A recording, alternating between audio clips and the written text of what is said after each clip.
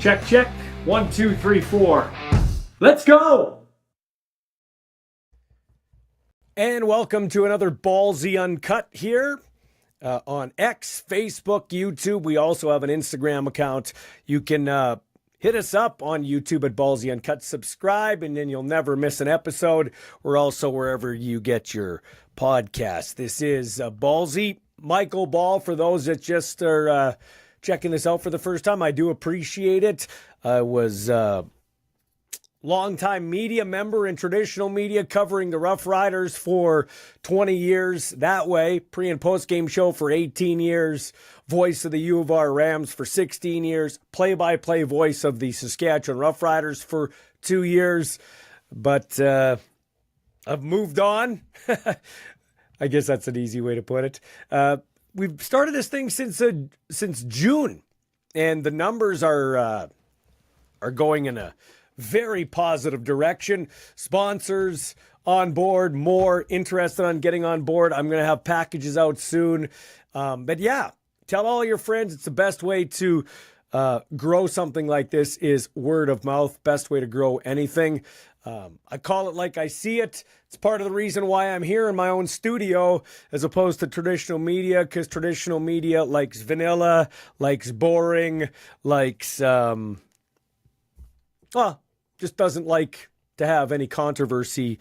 And the problem with kind of being out there is you bring controversy. You bring phone calls to management. You have people that aren't happy when you say things. I've had players where I'm like, they're my friends, and then you say something that they didn't like, and then all of a sudden you're not friends. So that's why I say, in order to do a really great show, you kind of keep your circle small, and you just call it like you see it.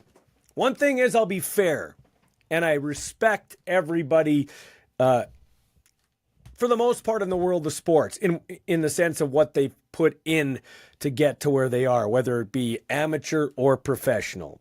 Some of their chicanery, skullduggery, and hijinks I'm not really for, but yeah. So we are a space here, we're a podcast here where we call it like we see it, where I call it like I see it. There is no we, it's me.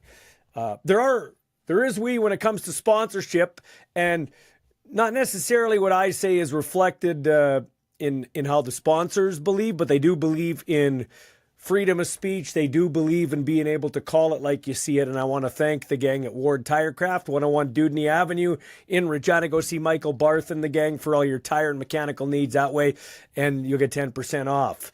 They also have a location in Saskatoon.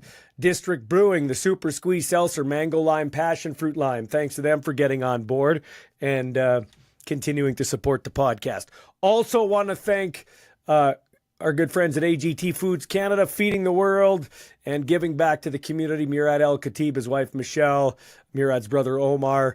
Murad, of course, very instrumental in football, along with his wife, the Regina Thunder, the Riot. So thanks to them for getting on board. My friend who I just talked to yesterday, Paul Waldo, we're going to get together for lunch here soon. Paul Waldo at Royal LePage in Regina, getting a real estate game, 306-502-5355. Dean and Nicole Gerhardt over at Gerhardt Studios. Thanks to them for helping me with my social media. You need some social media for your business, website development and maintenance, and still photography, great photography. It's Gerhardt Studios on McCarra Street. And the boys next door window cleaning, Landon and Nathan. They do a great job with window cleaning. It's cold for that now, but they've got snow removal and also the track lighting, like the Christmas lighting. It's expensive at the start. I liken it to PVC fencing. You spend a lot on the start or in the start, but then once it's up, you don't have to worry about it. A guy like me doesn't want to be up on a ladder. So, yes, thanks to them for getting on board. And to Hammer Time Roofing, those shirts are coming out right away. Almost done with those shirts. The Our Balls Are Bigger shirts, that's the post-game show brought to you by Hammer Time Roofing in Saskatoon. 262 Roof, Kevin Welsh and the gang. All right, we know the big thing in the world is Donald Trump in as president. Once again, the 47th president. He was the 45th. Now he's the 47th. I'm not going to get too political, but I will say this. At least it looks like there's a return to common sense, like the worm is turning. We went too far left, too far with this woke bullshit, and we're coming back to center, even to the right. And listen, I talked about what went on at the Olympics in boxing, and I took a lot of heat for it. Had a lot of people like what I said, but I took some heat for it. In fact, it did cost me a job. That's all I'll say. It did cost me a job because narrow-minded people, faced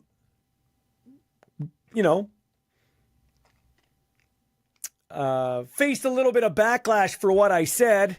And instead of really sitting down and listening to the thing and looking at my posts, they automatically, boom, we just can't put up with it. So fine, neither here nor there. I'm happy to be working at Crestview Chrysler, 601 Albert Street, and things are going well there. I really do appreciate them welcoming me on board.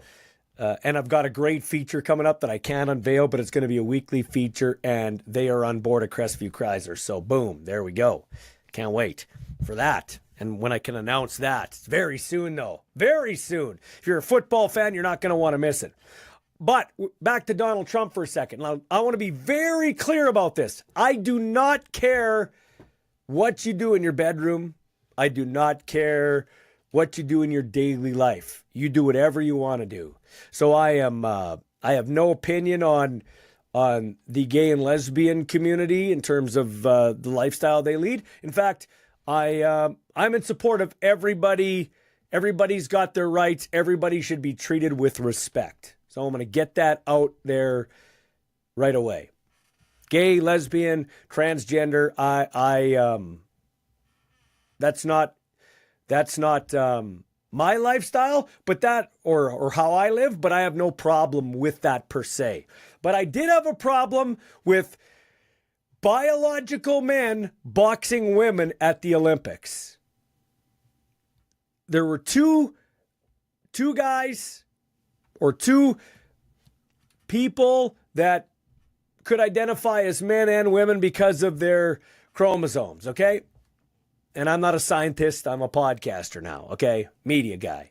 But I did have a problem with that. If there were two, why not leave them to the end to box together? Have one big event where you could highlight it, give them the publicity they want, and that type of thing, and let the females who trained to get to the Olympics just box like they always did.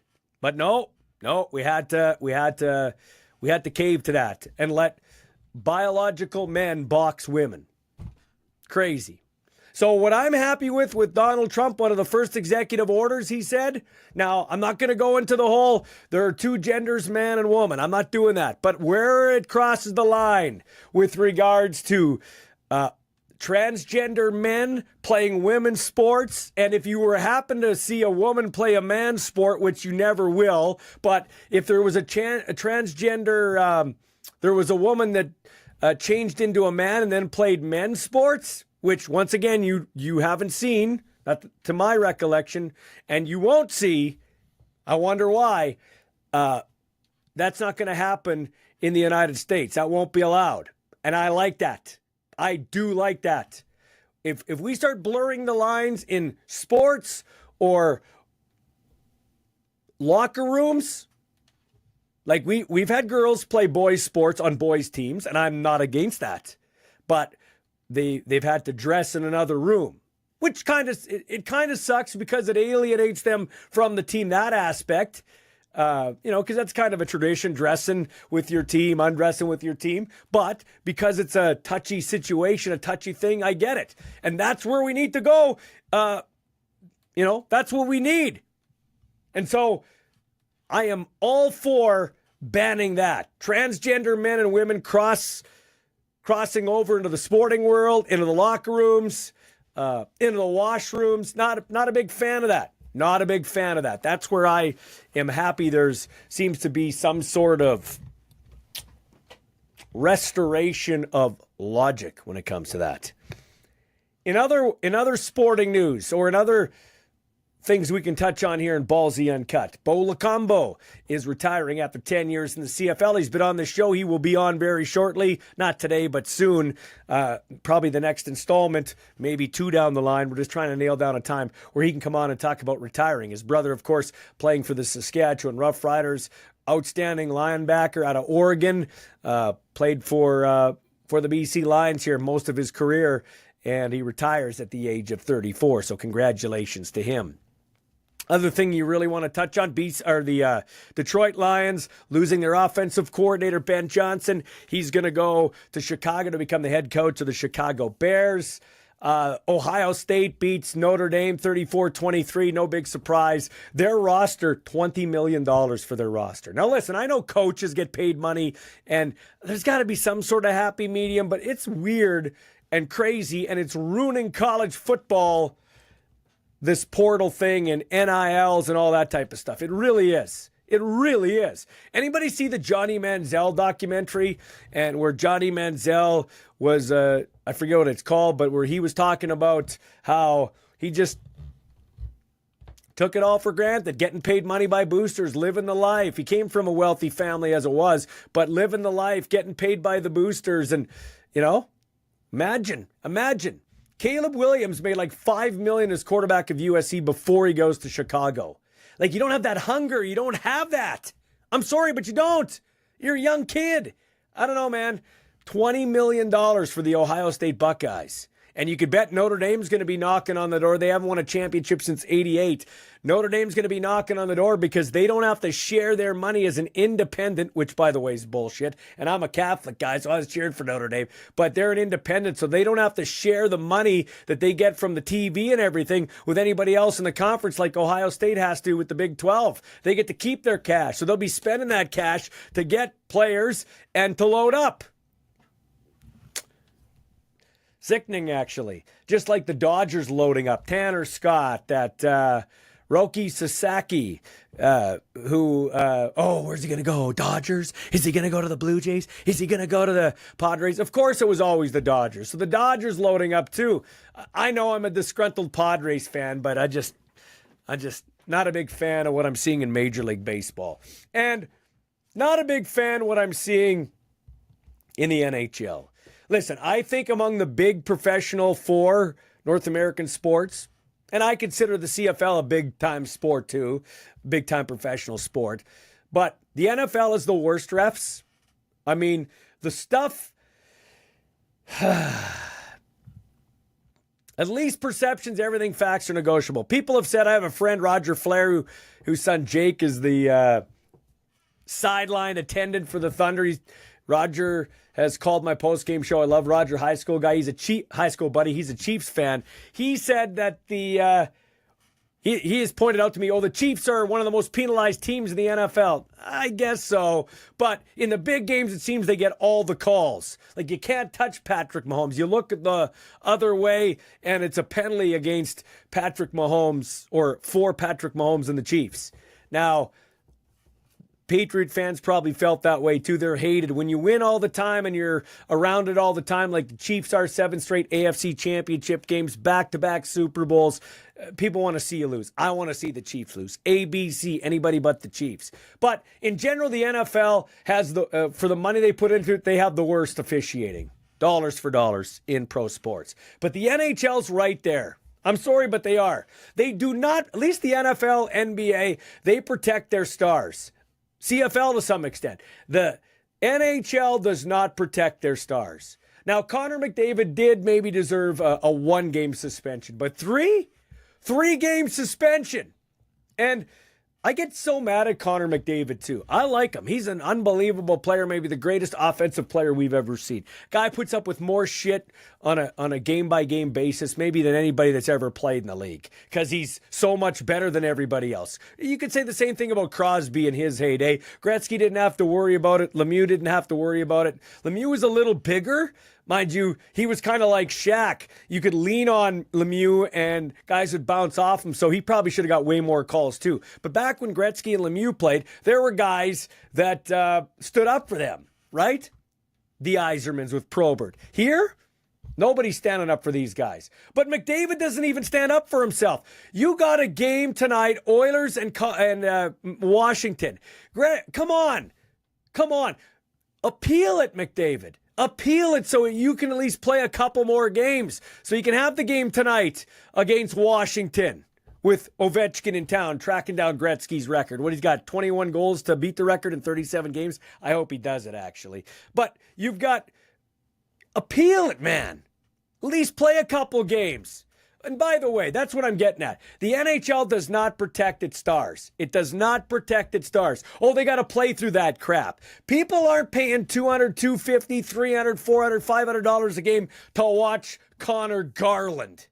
They're there to watch Connor McDavid, not Connor Garland. And all Vancouver Canuck fans, oh, well, if Tyler Myers gets 3 games, McDavid gets 3 games. Tyler Myers has a bit of a history. Tyler Myers, for no reason, just cross-checks Bouchard in the face. Don't know if he lost some chiclets or not. He should have got 5 if McDavid gets 3. And yeah, I'm an Oiler fan, but I don't care. McDavid's getting mauled. What's going to stop McDavid from getting mauled every time in a situation like that?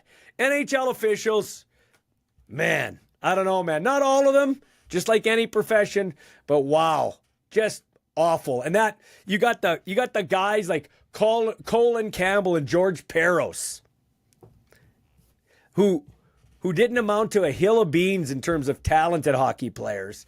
They're the guys determining department player safety,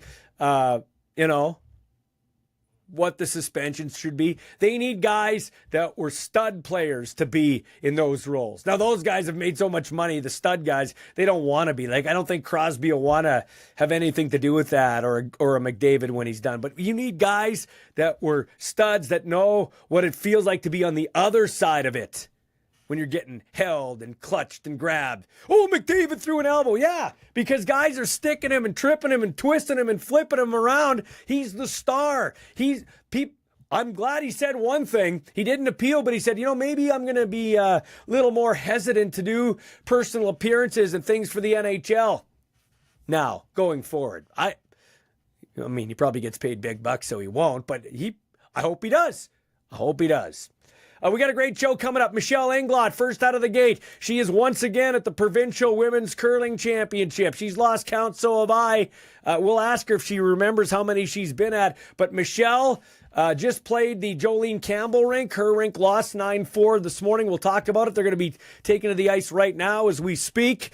So this was done earlier. Also, we're going to hear from Kyle McIntyre, the commissioner of the Saskatchewan Junior Hockey League, and the Dean Keith Willoughby, first time in the new year talking here, as we'll be chatting about the schedule and the goings-on in the CFL and the Riders here in the off-season. This is Ballsy Uncut.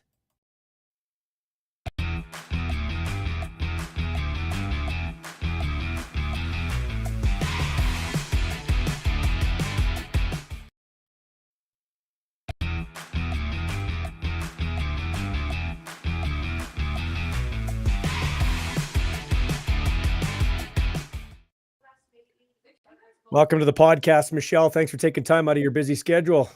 Yeah, no problem. Thanks for having me. Yeah, so 9-4 you lose. You were there. I wasn't. So tell me how the game went.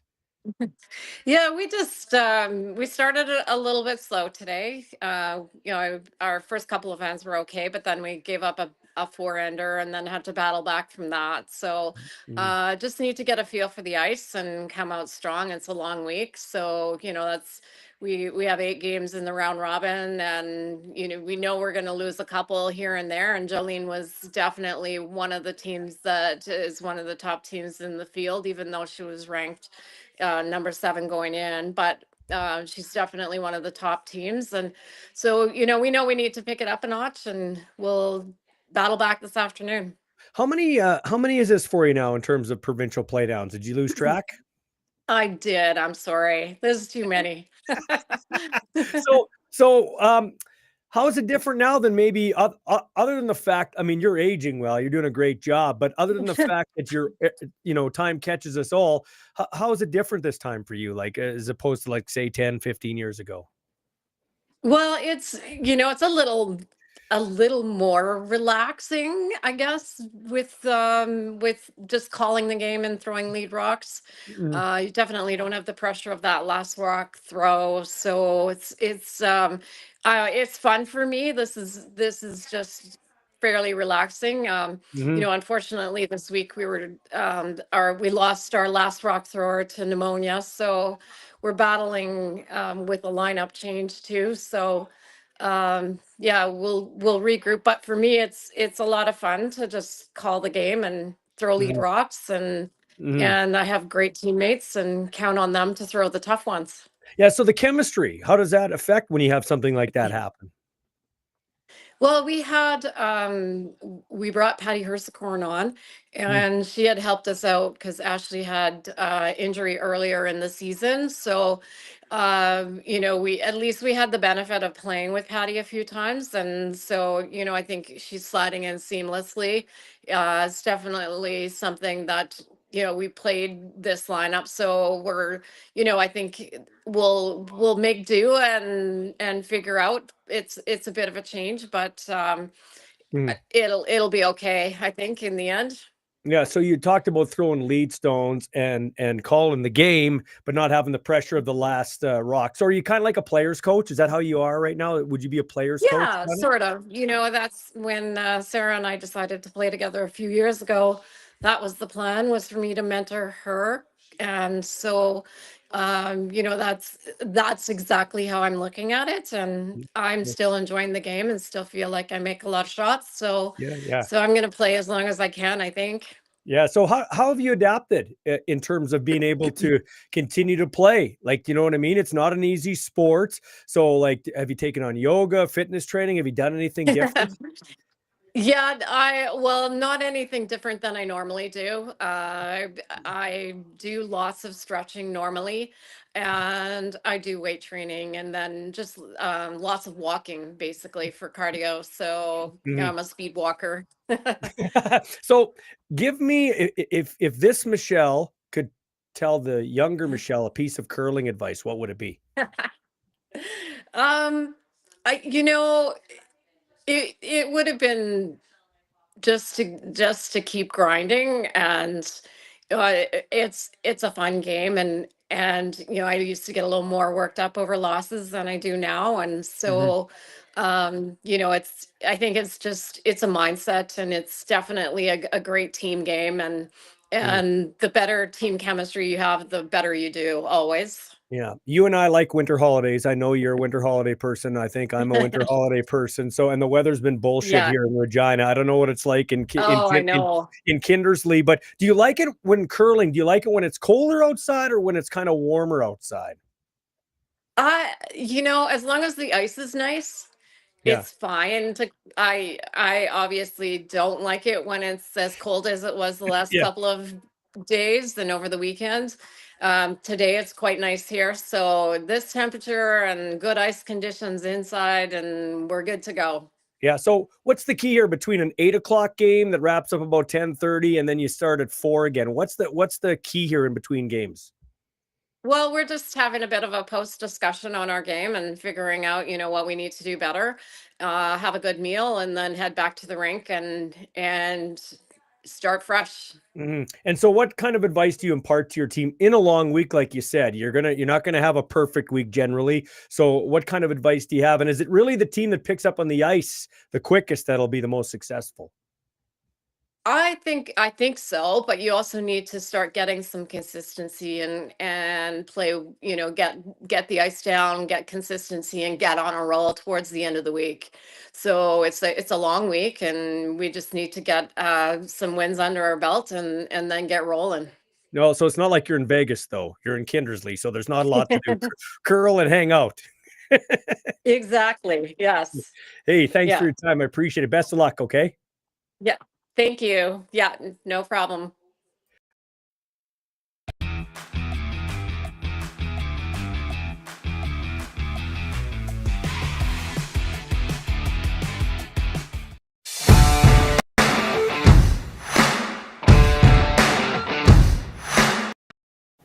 First time on this new year. It's Keith Willoughby, the Dean at the Edwards School of Business, and our Dean here on the show. Welcome, buddy.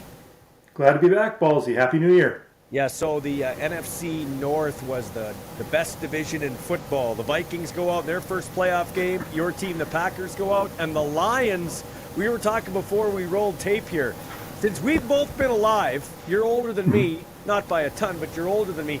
The Lions have had 3 playoff wins, and 2 were last year. And 1 was when Barry Sanders played. And yeah, you got a feel for that fan base. You got a feel for that fan base exactly, Balls. You remember a few years ago, they went 0-16. So they went 0 for an entire season. And they've been the doormat of the league for a number of years. Again, they've emerged last year with 2 playoff victories this year, earning the number 1 seed, and then unceremoniously booted out by the Commanders in the Saturday night playoff game. Yeah. I don't care who's playing. I'm sorry, I'm going to sound really conspiracy theory-ish here, if that's a word. But I don't see anybody beating the Chiefs because the officials want it that way. I mean, it is ridiculous, the calls they get. They are the Winnipeg Blue Bombers of the NFL. Mm-hmm. Ballsy, that's a great connection between what we see in the CFL and what we observe in the NFL. Even yesterday's game, Will Anderson's hit on Mahomes, which Mahomes really sold. But it seems they catch all the breaks. And even when Houston scores a touchdown yesterday, then they miss the point after. It's like, what happens to teams that play against Casey? It seems like all the breaks always follow the Chiefs. Mm-hmm. Okay, so let's talk. I got you on here to talk about CFL stuff. The schedule is out, and you sent me some nice messages, and I put those on Facebook attributing you. Mm-hmm. So let's talk about that and the fact that you kind of, I mean, you're not going to please everybody.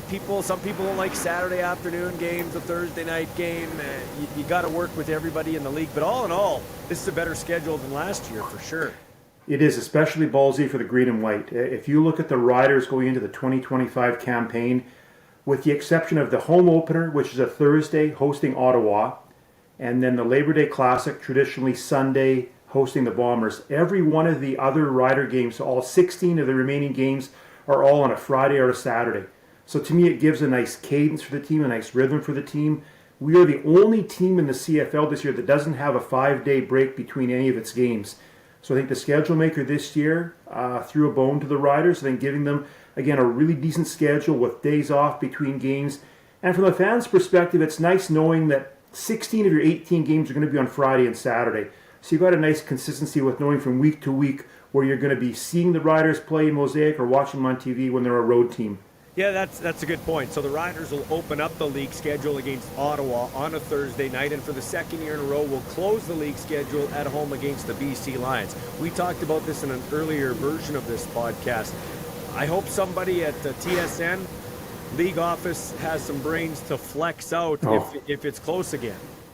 Exactly. That. You remember last year, Ballsy, when the Riders, we hosted Game 81, which is home to Calgary, earlier in that afternoon. Winnipeg defeats Montreal in Montreal, the big windstorm at the end of the game. It made the Riders Stampeder game meaningless. And this year we have the exact same recipe because Montreal-Winnipeg playing game 80 on the Saturday afternoon and the Riders hosting BC later in the afternoon. Again, I'd love to see a flex schedule. I'd love to see them jockey the time somehow so that you maintain competitive juice. Because let's face it, when you get to a game like last year with the Riders hosting the Stampeders, with the Riders playing their second and third strings, it's really tough to have any competitive juice for that type of football game. Are you surprised AJ Ouellette's still on the radar to come back with this team? Jeremy O'Day said, we have no plans to release him or to do anything, where he's not in our plans, I guess. Ballsy, I'm a lifelong Rider fan. I bleed green and white. I'm a season ticket holder. I love this team. But I'm surprised. AJ was injured most of last year.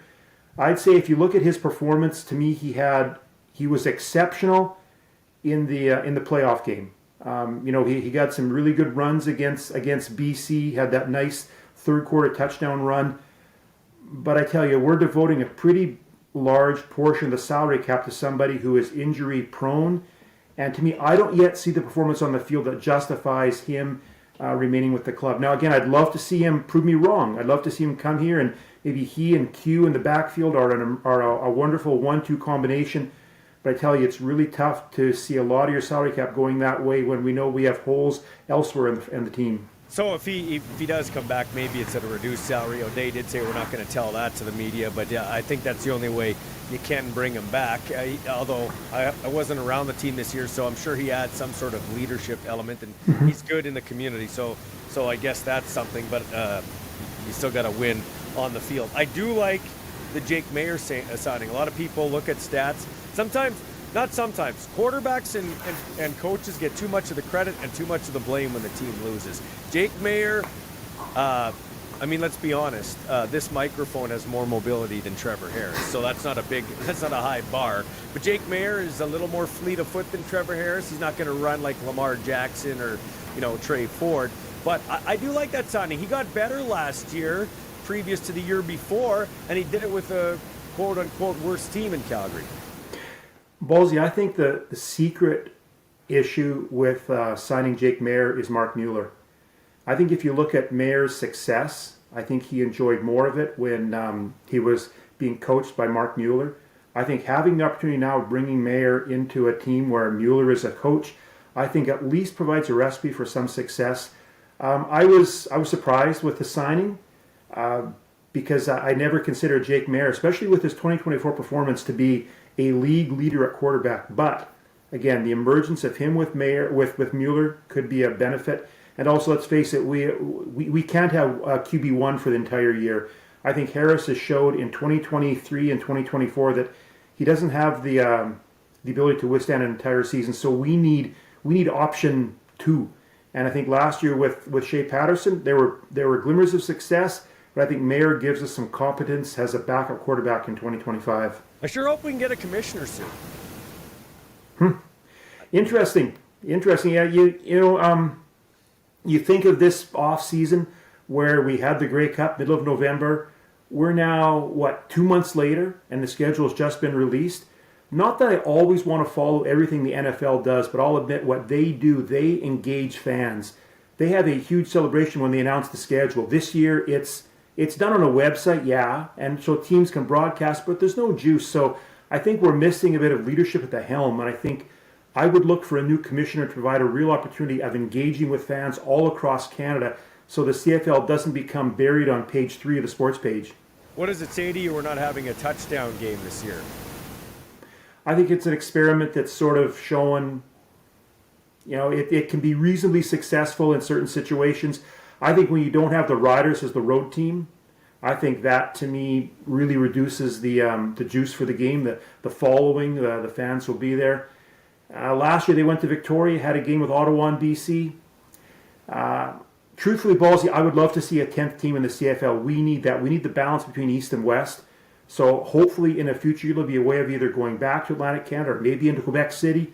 But for right now, again, I'm happy that they're pulling the cord because if the Riders aren't the road team, to me, it doesn't really have the appeal that it might have.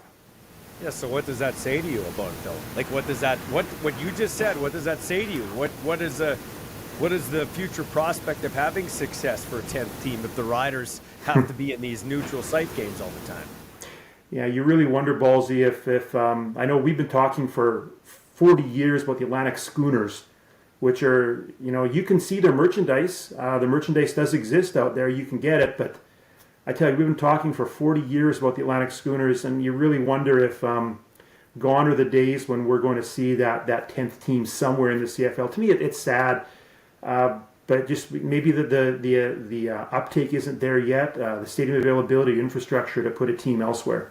You need to go to the States. I hate to say it, but we need to go to the States because they spend money in sports. I've talked about that before. It needs to be northern states. It needs to be North Dakota, South Dakota, Montana, even St. Louis. They since the Rams have left, they have supported whatever league's got in there. Why wouldn't they support a Canadian league? But we need that. That's where this league will. I'm sorry, but playing the Winnipeg Blue Bombers 5 times in a season is ridiculous. Yeah, and don't forget, Ballsy, we'll be hosting them in the West Final in Mosaic in November. So we'll play them 6 times this year. I'm being a bit tongue-in-cheek there, but that's a great point, Ballsy. When you've got limited dance partners, it's really hard to upsell and to get sort of the vibe of the fans for wanting to go to games when it's like, again, Winnipeg or again Calgary, or we're seeing BC again for the second time in the season. you harken back to the mid-1990s when the league had a 3-year experiment south of the border. I think we learned things. We learned that you need to be judicious when it comes to scheduling the games because you can't run up against high school, college, or professional football south of the border. But I think you hit a key point, Ballsy. There are venues in the United States that would welcome this. And you mentioned northern states or even a St. Louis option. Heading to Baltimore in the mid-90s or Sacramento, Shreveport, Birmingham, Memphis, again, that was a recipe for disaster, but I think if you were judicious about the location, you could probably get a better opportunity of having some fan uptake in the northern states. And it doesn't have to be five teams at once. It could be one team. You could get one team, get a St. Louis, or get one of those northern teams. And the reason I say northern teams because I have experience in it. A lot of our players come from the FCS, which is the second rung of NCAA football, and a lot of it is the Montanas, the the North Dakotas, the South Dakotas, where you're not going to be threatened by really huge college football programs like in Alabama, like whatever, we're going down to Birmingham. So I think if you stay closer that way, because this will always be a gate-driven league, and that's where our league is lacking juice. That's really where we're lacking juice. We need to have more teams. Agreed. And you make a good point about the northern states and especially their FCS level of competition. Whether it's Montana State, North Dakota, that you know quite well, North Dakota State, even South Dakota State, the Jackrabbits, yes, South Dakota State, they are perennial champions at that FCS level, that 1AA level. So obviously there's a fan interest, there's a community involvement, and that could be a natural connectivity for the CFL. And they know where Saskatchewan is. They know where Manitoba is. They know where Alberta is. You know what I mean? Like, they kind of get a concept. We're almost, honestly, we're separated by a border, not to get into the whole Canada being the 51st state, but we're separated by a border, but we're really the same people in those areas. So I think it could work. I think it could work. I really do. Lastly, before I let you go, there's been some moves since we talked last in the offseason. Buck Pierce to BC, Mark Killam to Edmonton, Vernon Adams to Calgary. Just your thoughts on some of those ones. Maybe I'll go in the reverse order that you mentioned, Ballsy. I was hoping VA would land in Saskatchewan. Yeah. Again, not that I'm ready to kick Trevor Harris to the curb, but I think VA to me was a very valuable part of the BC Lions last year. He's quarterbacked in Saskatchewan before. He has the mobility. He has the experience. I was hoping we would get him. Kudos to the Stamps for landing VA. I think he will be a tremendous addition. Mark Killam, a solid coach, and I'm happy that he's getting his opportunity in Edmonton. And Buck Pierce, I think to me this will be a referendum now on Coach O'Shea, because O'Shea again, hey, they've made it to 5 straight West Finals, which I applaud them for that. In my lifetime, I don't think I've seen 5 West Finals for the Riders. It's a great accomplishment what they've done. I know the Bombers have lost 3 in a row, and we'll see now in terms of how O'Shea can do when he's not having Buck Pierce be his OC. Yeah, for sure. Hey, Keith, thanks for your time, man. I appreciate it. No problem at all. Have a great day. Go Riders.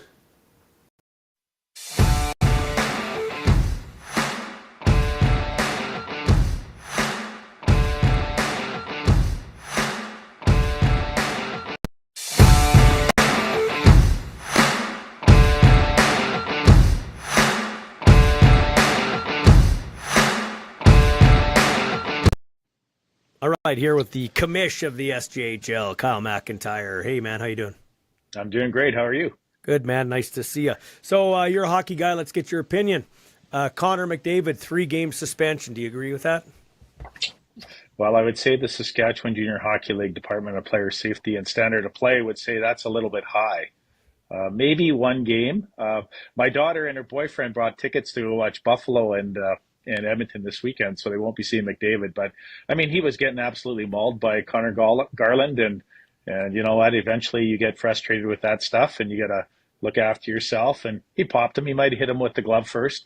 I don't know if 3 games is warranted because I don't think it's really an equal trade-off. Tyler Myers for Connor McDavid.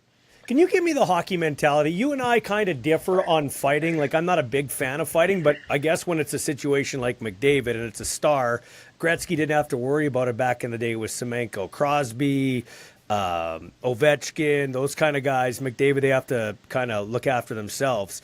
But when you're looking at it here, no disrespect, but people aren't paying like your daughter to go watch Connor Garland. They're going to watch Connor McDavid, okay? But the NHL and hockey's mentality is make them play through that crap. I don't get it. I don't understand that. Yeah, I would say that if you look back when Gretzky played, I mean, he had Semenko was on his wing, and then you had Messier that could look after himself and create some space. And McDavid really doesn't have that person on his team. And I was reading an article today in The Athletic, and McDavid was saying that, if this is how the league is going to adjudicate what's been happening to him with the sanction that he got, that he maybe won't be interested in doing some of these extra events and whatnot. I mean, people are going to see Connor McDavid. Maybe one game, but 3 games is pretty excessive for someone that's the marquee player in the league. I think we need more players like him. I'm not saying him specifically, but guys that were on that side of the fence to be in the front office of Department of Player Safety. Not guys like Colin Campbell, not guys like George Peros, who, quite frankly, are lucky to have played in the NHL. Well, Peros is an Ivy League grad, and so he is supposed to have an IQ that's off the charts. And you'd think that someone with his education and probably, he probably sees all kinds of plays, so he would have a pretty good benchmark. You think he would give a player like Connor McDavid a bit of grace because of what he does for the league and what he does for attendance and how exciting he is to watch. So I think it's unfortunate. I'm sure that if they looked at it again today, they would probably reduce that by a game or two. But unfortunately, he's not going to be playing because he's a big draw, and that's why a lot of people are following the Oilers. I'm not asking you to comment on this politically, but I'm a right of center guy. Like if I had a vote in the States, I'd pick Donald Trump. I like a lot of what he has to say. I think the worm is turning, and I think it's going to turn as it relates to Russia being involved in events now. Like I think there will be some sort of smoothing over of the waters now that Trump is in there, whether you agree with Trump and Putin being buddies. But I just wanted your thoughts on this. How do you feel about, when I watch the World Juniors, I know Canada didn't do so well, but I'm not into it if Russia's not there. I'm not into some of these things if Russia's not playing. And I think kids should not be penalized for stupidity of adults. Yeah, I mean, that's I'm not going to weigh into the political world, but I mean, you look back probably when we were younger, Michael, the biggest rivalry we had was the Soviet Union, was Russia and the Ukraine combined, right? The USSR playing Team Canada. I think in the World Juniors, though, there's a lot of parity in the World Juniors now, and I think people forget that. We're not going to be the dominant team that we once were. Right now, the Americans, Hockey USA has their Center of Excellence. And you really can't argue with all the players they're developing and putting out. We really don't have that model in Canada. But I do think that, people will always say that, yeah, you won, but Russia was not present at the World Junior. So, yeah, I think, I don't agree with kind of what went on with the Ukraine and with Russia, but I do think that you have a point that players and kids themselves shouldn't be punished because sport is a good vehicle for harmonious relationships. So talking about Canada, should we be concerned about the state of goaltending in Canada, just in general? I don't think so. George was pretty good. He was probably the one player that really stood out. Him and Berkeley Catton really stood out. I thought he was good. I really liked how Tanner Howe played. I really liked the Western League guys. McKenna, I really felt that Dave Cameron should have leaned on them a little bit more because when the chips are down and he started playing Howe and McKenna and Catton together, they started to make some things happen. So I don't think it's goaltending. I think it's roster construction and probably a lot of politics. I'm sure if a person sat down with Peter Anholt and had a beer, he could probably tell you that he had lots of help picking that team, whether he wanted it or not. Mm-hmm. I'm just talking we're looking at the four. And you're right about nations. You're right about George, but the Four Nations. I mean, Canada's goaltending is not at the top of those 4 teams. Well, Binnington is a good goalie. I think he's a money guy. I think he will be okay. And Aiden Hill has been pretty good. And I think a lot of people give Stuart Skinner a bad rap. He really doesn't get much help from the Oilers. They really don't. They aren't committed to playing defense. I know he won us a championship in Swift Current, the Edge Cup, because he was absolutely lights out. He and Dustin Wolf were going head to head when we played them in the league final, and they were both really outstanding. And Dustin Wolf, I mean, he might be there in a couple of years. He's having one heck of a rookie season. So I don't think goaltending is broken. I think that's sort of the thing that the media and everyone else grasps onto. I think you really got to look at roster construction. Definitely when you're building a team, you start at the back end, start with a goalie, you start with some goaltending, and then you take the very best guys around and you say, hey, you know what, in this tournament, this is going to be your role. Are you committed to that role? Okay, if you're going to play that role, this is how you're going to do it, and this is how we're going to go. But I always think that, and I think back to Brent Sutter when he had the World Junior team. He was in the program of excellence with Hockey Canada, and typically you got to follow a certain protocol and you got to do certain things, and there's certain obligations that come with it. You kind of pay your dues as an assistant. When they brought him in, he said, I'm doing this my own way. I'm not following any kind of protocols. I'm going to pick the team exactly the way that I want to pick it. That's what they need to do. They need to get a guy like that and let him run the table and have full control over the roster. And I think you'd see a very different result.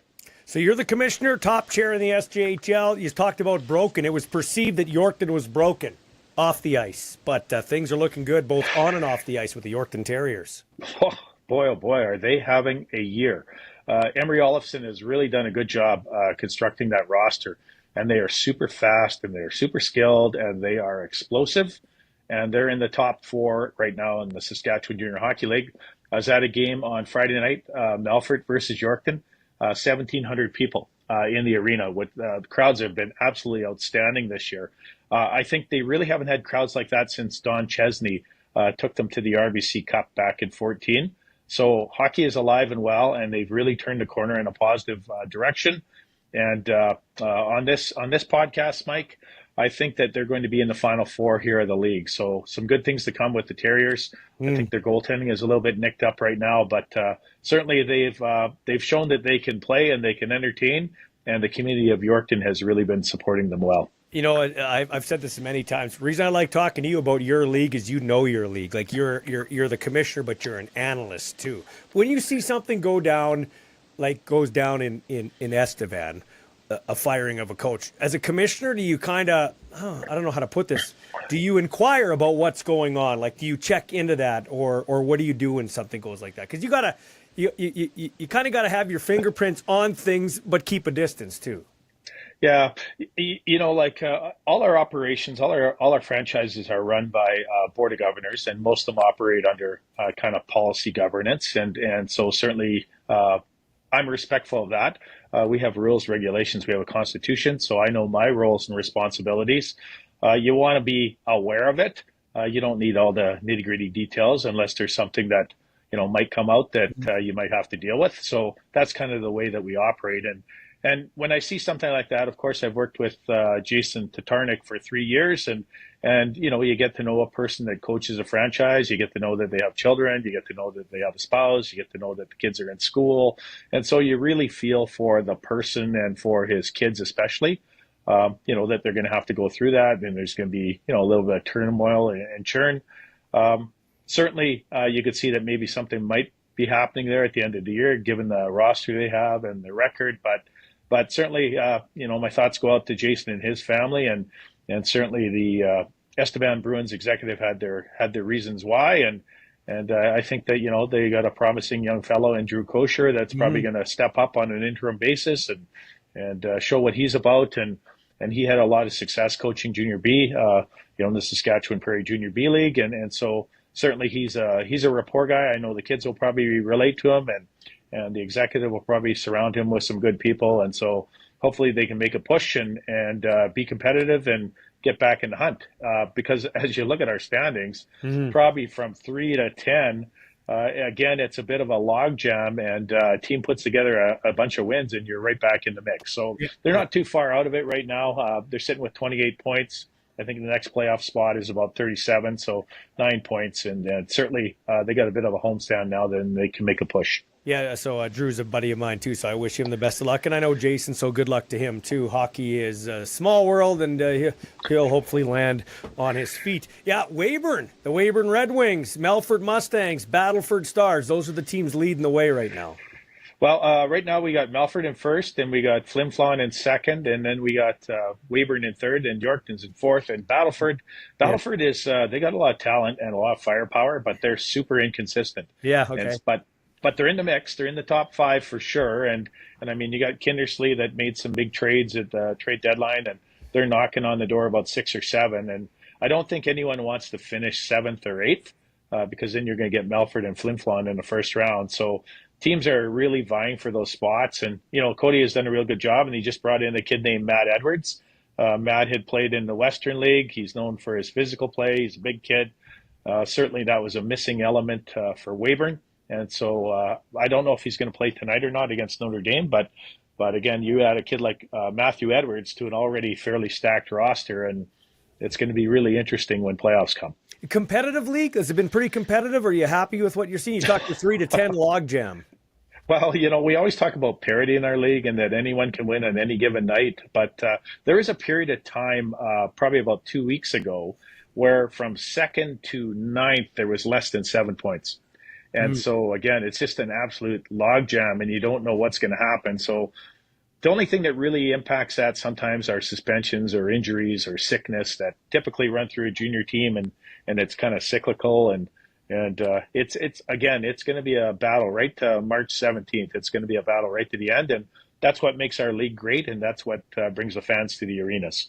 Yeah, for sure. So I wanted to ask you a question about your Saskatchewan Roughriders, and you're also a high school football ref out in the Swift Current area, so you love football. Your thoughts on what you've seen from the Riders so far? Jake Mayer's here. They're going to keep A.J. Ouellette, and maybe they're going to keep A.J. because they think Andrew Harris can squeeze something out of him, as they were teammates in Toronto. Andrew Harris, running backs coach. Yeah, I was a little bit surprised by that, but obviously he must see the writing on the wall, and certainly he's been a pretty legendary back in the CFL. So what he can bring to the coaching world would be really interesting, right? It's kind of cool what's been going on. It's getting the excitement. It looks like the schedule is decent again, and starts off with a Thursday game. But I think that no one is complaining about the schedule or the shortness between the weeks. So I think that looks optimistic. And I worry about the health of Trevor Harris. When he was healthy, like he was really good for us and stuff. But, bringing in someone like Jake is probably a good idea as an understudy. I kind of look afar and I wonder what's going to happen with Cody Fajardo. Not sure what his status will be. And in Edmonton, are they getting their house together? Let's hope so, right? Because a strong franchise in Edmonton really leads to a strong league. What do you want to, what do you think the number one thing is to have in your tool bag as a commissioner? Now, it's a little different when the CFL, it's pro football. It's a little different than what you're dealing with, and you've got community-owned teams and private-owned teams, and it wouldn't be an easy job. But what do you think, from you're a commissioner yourself, what's the number one thing you need to have in your tool bag above everything else? Well, I think you got to have some pretty strong oversight. You got to know what's going on and how things operate in all the places. I think that's key. I think you got to be passionate about the league and knowledgeable about the league. I think that's important. I think you got to build relationships with both governors and coaches. I think that's important.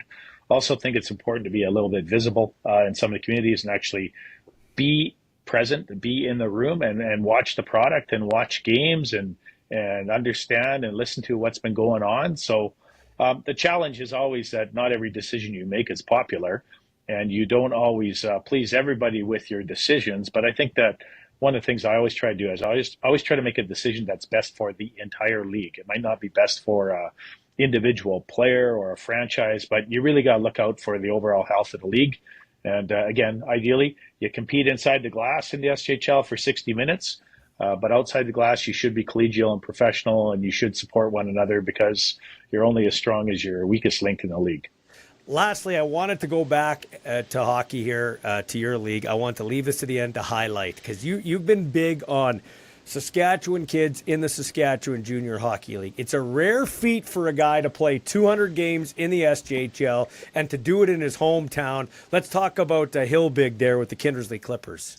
Yeah, Ethan Hilbig, that's crazy. Last year, Kindersley is really committed to the kids in West Central Saskatchewan, which is awesome. And Ethan and his brother, Tylen, who's a little bit older, I think he's in Windsor right now in U Sport. They've played for a long time. They're loyal to the team. They're really recognized as being leaders in the community. They play hockey, they play baseball, they play golf. And, back in the day, 200 games wasn't a huge deal in junior hockey, but now it is. You rarely see anyone play 200 games. And so, he's captain of the Clippers this year. He's certainly a good role model in the community for boys and girls that play hockey and that attend school. They do lots of outreach. And Ethan is a real nice kid. He's very popular with his teammates. And so, great milestone for him. We're proud that he's able to celebrate that. And the Clippers with their social media with Connor Tate, like Connor really does a great job with the socials and certainly is highlighting that. So congratulations to Ethan.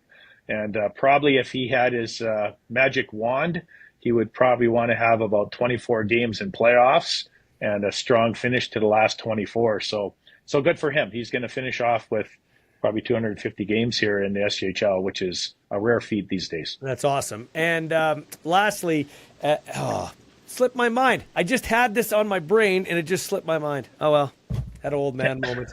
Had an old. And anything at the end you just want to say about the league and as we go down the backstretch here? Yeah. So this next week, a week from today, Michael, we have our MJSJ showcase in Winnipeg. Oh yeah. And so we bring our top 40, 20 and under players and make two teams. And then we bring our top 18 and under and we play the top players from the Manitoba Junior League. And it's not your typical all-star game. It's a war. It's a battle. It's fast. It's physical. And the kids are playing for keeps. And usually it's very well attended by scouts. And I think that regardless of what is happening in the CHL and the NCAA with eligibility, we're still going to have a pretty strong field of players, and we're going to have a strong field of scouts, and there'll be some kids coming out of that event, and probably a number of commitments that we'll announce afterwards. So we are very collegial with Manitoba. I work very closely with the commissioner, Kevin Surratt. But next week in Winnipeg, when we have our two games at each age group for our kids, we're representing Saskatchewan and SJHL, and we're playing the win. Is that streamed anywhere? Can people watch it? Yeah, it'll be on Flow Hockey. So Flow Hockey comes out, and it's going to be most of our games of Flow Hockey, like some of our franchises like Estevan or Humboldt or Flin Flon would have like a 3-camera TriCaster kind of a setup. Some will have the Pixelot camera, but this event is going to be a 5-camera event for Flow Hockey, and they're going to showcase both leagues, which is awesome. We're looking forward to it. And our Flow Hockey sees people from all over the world watch Flow Hockey. So whether it's schools or scouts or families or people in other countries, we have very strong viewership, and it's a great way to showcase our kids first and foremost and the league. Okay, and Control-Alt-Delete, I re-energized my brain here, reset it. So that's the question, and you helped me out. You sparked what I was going to say. So, we're a few months into this thing. Have you, what's the behind the scenes talk about the NCAA and all that type of stuff and how it might be affecting Canada? Well, it's, what, I know you don't want to hear this, but it's super early to predict all the intended and unintended consequences of that. I think for everybody, I think people are kind of figuring out as they are going. But in my conversations with scouts and people in hockey, the pool is the pool. And so, the fish have to swim somewhere, and so if the fish from one pool swim to the NCAA, that means that the U Sports pool is going to be open for our players, or ACAC, or ACHA, or Division III. The very best kids are still going to go to the NCAA. Like, let's be honest, a number of our kids that we had from the last couple of years are doing very well at Augustana. Josh Cote, who was the goalie that backstopped the North Battleford North Star 2 years ago, the Centennial Cup final. He is a nominee for the Mike Richter Award for the most outstanding goalie in the NCAA. Ryan Duguay and Aiden Hutchison, who took the Melford Mustangs to the Centennial Cup final last year, are doing a great job playing in Northern Michigan right now. They're getting lots of points, lots of reps, lots of notoriety, playing for former SJHL player Dave Shayak, so that's awesome. Jake Southgate from the Battleford North Stars, he's having a strong year. So I think that people have seen the SJHL does produce quality players, and a lot of those kids are from Saskatchewan, and they're going to play a 200-foot game in whatever program they're in. So the best kids from the CHL are still going to the NHL, Michael, the American League.